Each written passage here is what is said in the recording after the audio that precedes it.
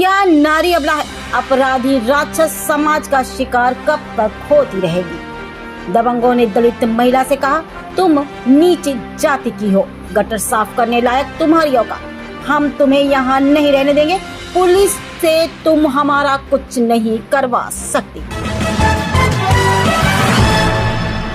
पूरा मामला सनगीवा चौकी थाना चकेरी क्षेत्र के अंतर्गत काशीराम कॉलोनी का है।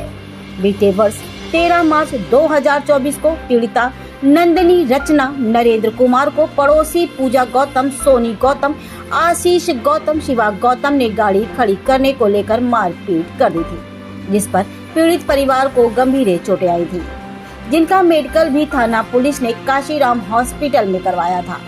परंतु कुबेर के भेंट चढ़े चौकी प्रभारी की कार्यशैली ने उल्टा ही पीड़िता तथा उसके भाई नरेंद्र कुमार का शांति भंग में चालान करा दिया।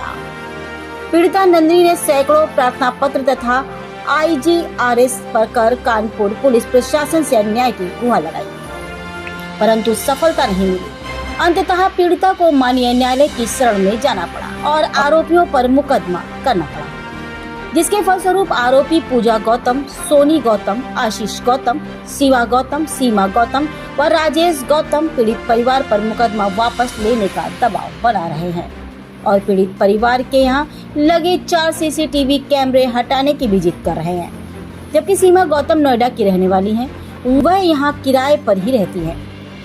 उसके घर दिन भर में कई लोगों का आना जाना रहता है तथा कुछ ऐसा गलत कार्य होने का अंदाजा भी लगाया जा रहा है, क्योंकि पीड़ित परिवार के सुख और संपन्नता से गली के लोग संतुष्ट नहीं हैं। कहते हैं कि कमल कीचड़ में ही खिलता है, बिना शिक्षा लोग अंधकार में रहते हैं और ऐसा ही इस घटना पर आरोपी शिक्षा विहीन तथा दबंग है।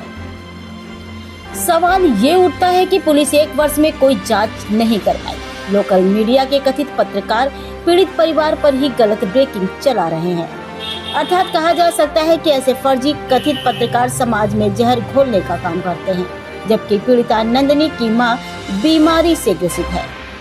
21 जून 2025 को भी पीड़ित परिवार के साथ पूजा गौतम, सीमा गौतम, राजेश गौतम ने मारपीट की थी, जो CCTV कैमरे में कैद है।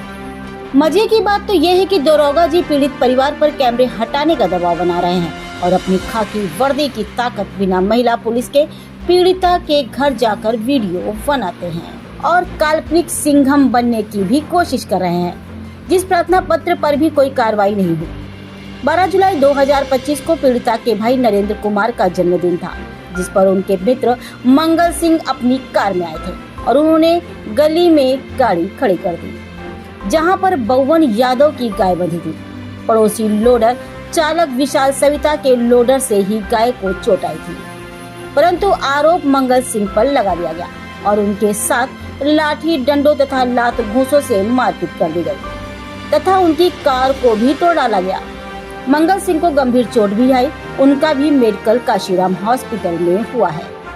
इस घटना में अन्नू शुक्ला, शिवम शुक्ला, विशाल सविता आदि लोगों ने खूब तांडव मचाया और पीड़िता नंदिनी के साथ छेड़छाड़ भी की गई। कहा कि तुम लोग नीच हो, यहाँ पर यादव और ब्राह्मण रहते हैं, तुम्हारा काम गटर साफ करने का है, यहाँ से भाग जाओ वरना दौड़ा के मारेंगे, पुलिस हमारा नहीं कुछ बिगाड़ पाएगी।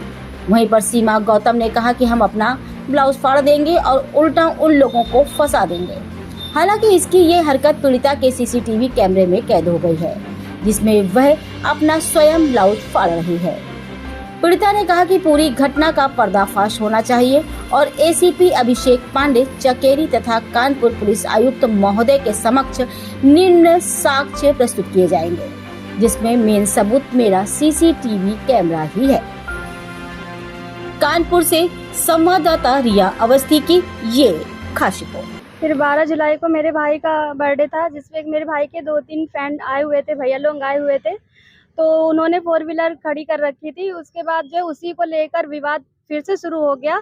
ये पूजा गौतम ने इनसे बात करी बउवन यादव से और उनके भाई जो है उनसे, उनके सभी पूरे फैमिली के लोग थे, परिवार के सारे लोग थे और ये शिवम शुक्ला, अन्नू शुक्ला और विशाल सविता, ये लोग जो है मारपीट करना शुरू कर दिया और गाड़ी भी तोड़ दी, कार भी तोड़ दी और उसके बाद हमसे बोले कि क्या बोलते हैं, तुम लोग गटर साफ करने, नाली साफ करने के काबिल हो, तुम लोग हमारा क्या कर लोगे, यहाँ से खाली कर दो, यहाँ से चले जाओ, तुम लोगों को रहने नहीं देंगे। उन लोगों ने ऐसे बोला। फिर उसके बाद चौकी में वहाँ पे भी गए, थाने में भी गए, लेकिन वहाँ पर भी कोई कार्यवाही नहीं करी। वहाँ के सर ने, SHO सर ने उल्टा हम लोगों पर ही झूठी कार्यवाही कर दी। 151 का केस कर दिया, मतलब चालान कर दिया मेरे और मेरे भाई का, कुछ भी नहीं किया।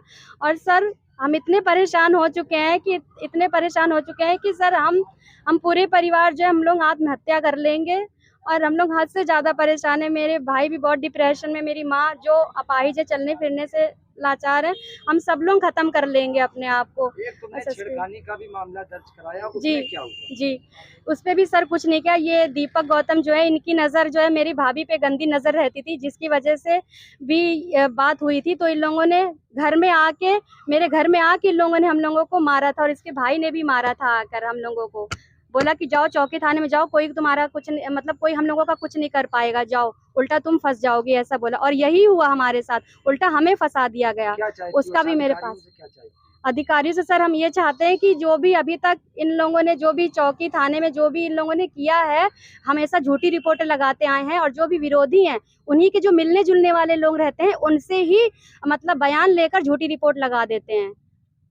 इसमें प्रार्थना पत्र में तुमने लिखा है कि उनके यहाँ अवैध कार्य होते हैं। जी हाँ, उनके वहाँ अवैध कार्य होते। पूजा गौतम के यहाँ लोगों का आना जाना रहता है, जिसकी वजह से जो मेरे घर पे जो कैमरे लगे हैं, उसका भी उन्होंने विरोध किया कि कैमरे हटवा लो। और वहाँ से अंकित खटाना जी आए, चौकी से आए, पुलिस चौकी सन्निगवां से आए, और उन्होंने मेरे घर का वीडियो बनाया, कैमरे का वीडियो बनाया, और उन्होंने ये फोर्स किया कि कैमरे हटवा लो। कैमरे का भी उनका बहुत ज़्यादा उनका ध्यान था, लेकिन ऐसा फिर वो कुछ हो नहीं पाया। एक देश एक आवाज न्यूज़ 24 पर नए अपडेट्स और खबरों को देखने के लिए इस चैनल को लाइक, सब्सक्राइब और शेयर करें।